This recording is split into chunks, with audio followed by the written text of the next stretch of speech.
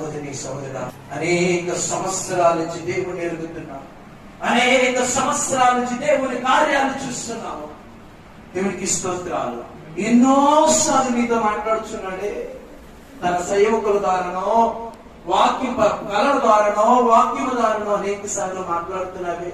ఆయన స్వరం వినటం లేదే, ఆయన మాట వినటం లేదే.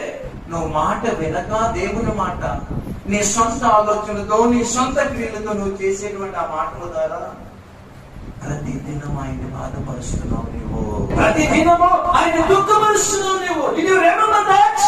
హోలీ స్పిరిట్ దేవానికి వందనాలు రాజా, హోలీ స్పిరిట్ దేవానికి వందనాలు రాజా,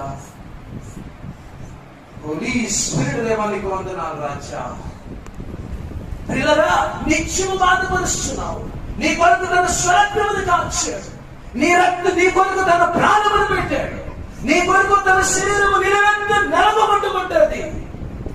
ఆ కలవరి శిలువలోకి వెళ్తూ ఉన్నప్పుడు, ఆ ఎండకి తీసుకెళ్తున్నప్పుడు వారు కొట్టిన కొరడా దెబ్బలకి ఆ శరీరము పిల్లరా లేచి వచ్చింది. ఆ దెబ్బలకి ఆ శరీరము లేచి వచ్చినప్పుడు ఆ ఎండ రశ్మి ఆ యొక్క శరీరంలోకి పోతూ ఉన్నప్పుడు ఒక సంపూర్ణమైన మానవుడు అబ్బా తండ్రి అంటూ ముందుకు సాగుతూ వచ్చాడే.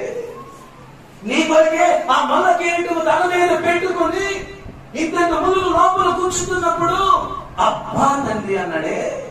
నీ కొరకే ఆ చేతుల్లో మేకలు కొట్టుకొని ఆ కాళ్ళలో మేకలు కొట్టుకొని అల్లాడిపోయాడు కలవరి శిలువలో.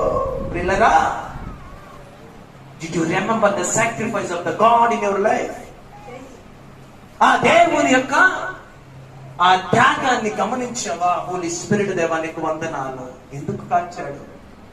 నీవు నా కుమార్తె అని కాల్చాడు, నీవు నా కుమారుడు అని కాల్చాడు, నీవు నా కుమార్తె అని దెబ్బలు తిన్నాడు, నీవు నా కుమారుడు అని దెబ్బలు తిన్నాడు. ఎందుకంటే ఆ నిత్య నరకములో పడిపోకూడదని ప్రియులారా.